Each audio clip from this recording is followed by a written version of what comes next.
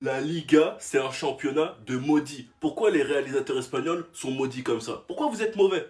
Pourquoi vous êtes mauvais? Ça, les gars, c'est pas la première fois. Pape Gay qui présente son titre d'homme du match en finale de Cannes et ils sont tellement mauvais que la première chose qu'ils ont fait, c'est faire un gros zoom sur la tête de Brahim Diaz. Regardez le caméraman juste ici qui le prend en photo pleine tête.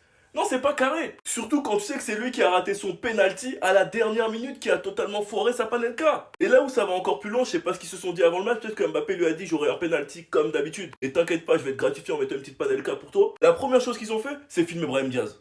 Le premier truc qu'ils ont fait, c'est filmer Brahim Diaz. Ils veulent montrer quoi? Que c'est comme ça qu'on marque les panenka? Et on voit les deux se lever ensemble et se faire un câlin. Et comme je vous l'ai dit, c'est pas la première fois. À chaque fois que Garcia faisait un arrêt décisif, le premier truc qu'il faisait, c'était filmer Ter Stegen et tirer la tronche mesquine.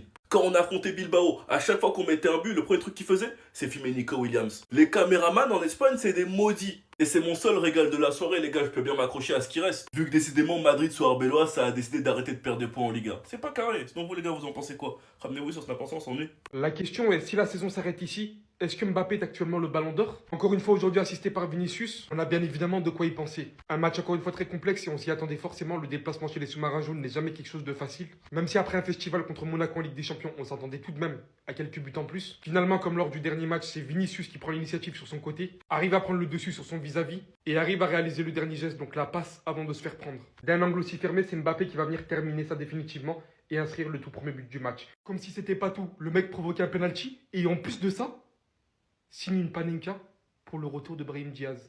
Brahim Diaz, je ne sais pas si pour le coup tu te trouves au mauvais endroit, au mauvais moment. En tout cas, il avait qu'une intention de montrer ce que c'était une panenka décisive pour tuer le match contre le Villarreal.